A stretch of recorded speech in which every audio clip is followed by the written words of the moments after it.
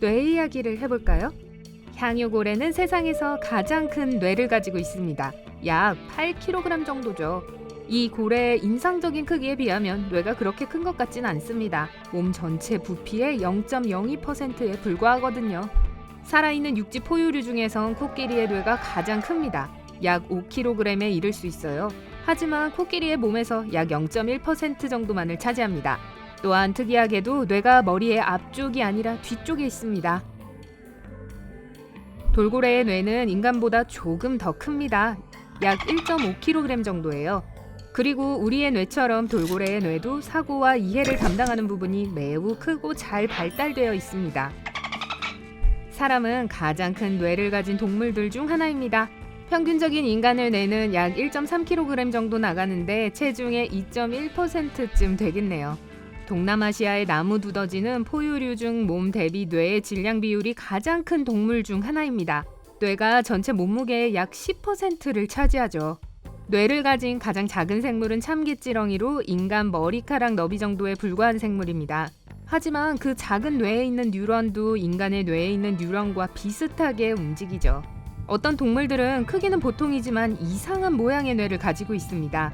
예를 들어 오징어의 뇌는 도넛 모양이고 음식을 운반하는 관이 입에서 위까지 연결되어 있어 음식이 바로 흘러들어갈 수 있습니다. 그리고 거미의 뇌는 몸의 80%를 차지하며 다리까지 흘러내릴 수 있습니다. 아, 거미들은 발로 생각을 하는군요. 심장은 어떨까요? 모든 생명체 중에서 가장 큰 심장을 가지고 있는 건 흰수염 고래입니다. 뉴펀들랜드 해변에 떠밀려온 24m의 거대한 고래의 심장 무게는 200kg이었어요. 길이도 사람만큼 컸습니다. 바닥에서 꼭대기까지 1.5m나 됐으니까요. 흰수염 고래의 거대한 심장은 매 박동마다 200리터의 피를 펌프질할 수 있습니다. 육지동물 심장 중 가장 큰 건 아프리카 코끼리의 심장입니다. 무게가 21kg까지 나갈 수 있어요. 코끼리 몸무게의 0.5% 정도를 차지하죠. 인간의 심장보다는 훨씬 더 느리게 뛰지만 한 번 한 번의 박동이 매우 강력하고 깁니다. 몸 대비 심장 비율이 가장 인상적인 동물은 개입니다. 개의 심장은 몸의 0.8%를 차지하는데요. 비교하자면 고양이의 심장은 무게의 0.35%만을 차지합니다. 인간의 심장 무게는 약 283g이고 매일 7,570리터의 피를 펌프질합니다. 또한 하루에 약 10만 번, 1년에 3,600만 번 이상 뛰죠. 그렇게 박동은 계속됩니다. 기린은 독특한 심장을 가지고 있어요. 심장의 왼쪽 벽은 두께가 8cm가 넘는 반면 오른쪽 벽은 겨우 1.5cm에 불과합니다. 벽이 두꺼울수록 근육의 힘이 커지는데요. 오른쪽 벽은 기린의 몸 아래로 피를 이동시키는 역할을 하고 왼쪽은 2m 높이에 있는 기린의 머리까지 피를 펌프질합니다. 질량을 기준으로 세계에서 가장 작은 포유류인 에투루리아 뾰족 뒤지는 가장 작은 심장을 가지고 있으며 심장 박동 속도도 가장 빠릅니다. 이 동물의 심박수는 분당 1,500번입니다. 전체 동물 중 세계에서 가장 작은 심장을 가지고 있는 건 작은 반딧불입니다. 이들의 심장은 등을 따라 흐르는 관 모양이고 관찰을 위해선 현미경이 필요할 거예요. 눈은 어떨까요? 남극 하트 지느러미 오징어는 과학자들이 밝혀낸 것 중 가장 큰 눈을 가지고 있습니다. 직경이 28cm로 축구공 크기와 비슷하죠. 이렇게 큰 눈 덕분에 바다 깊은 곳에서 살아남을 수 있는 거랍니다. 몸집을 비교했을 때 세계에서 가장 작은 영장류 중 하나인 필리핀 안경원숭이는 포유류 중 가장 큰 눈을 가지고 있습니다. 눈 하나가 뇌의 크기와 같죠. 만약 사람도 눈과 몸의 비율이 같다면 우리 눈은 자목만한 크기가 될 거예요. 타조는 세계에서 가장 큰 새일 뿐만 아니라 눈 또한 모든 새들 중 가장 큽니다. 눈 하나가 자기 뇌보다 큰데요. 직경은 약 5cm로 당구공 크기입니다. 도마뱀부치의 눈은 사람의 눈보다 세계 350배 더 민감합니다.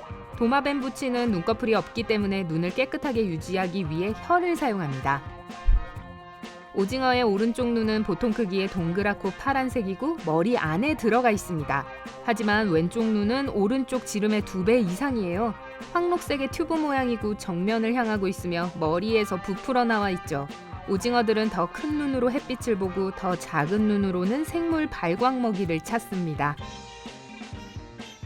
박테리아 세포는 지구상에서 가장 작은 안구일 가능성이 높습니다. 과학자들은 박테리아가 카메라와 같은 방식으로 눈을 사용해 인간과 거의 같은 방식으로 세상을 본다는 것을 알고 깜짝 놀랐다네요.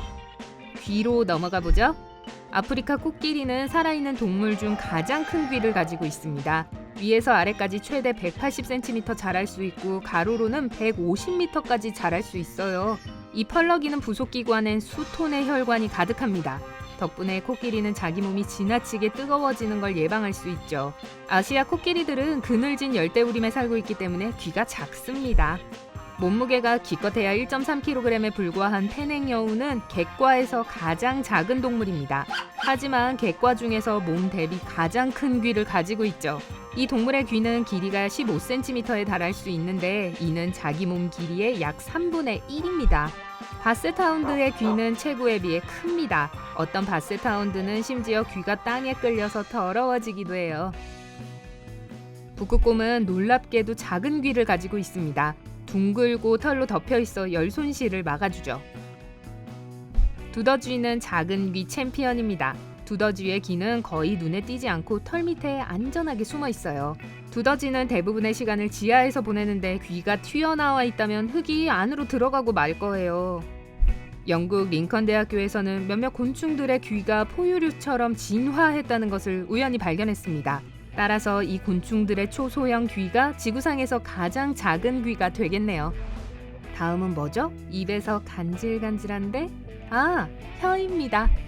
놀랍지도 않겠지만 흰수염고래는 동물 세계에서 가장 큰 혀를 가지고 있습니다. 가장 큰 표본의 혀는 무게가 3톤까지 나가기도 해요. 네, 혀가 3톤이에요. 또한 길이 역시 세계에서 가장 큰 악어인 인도 악어만큼 깁니다.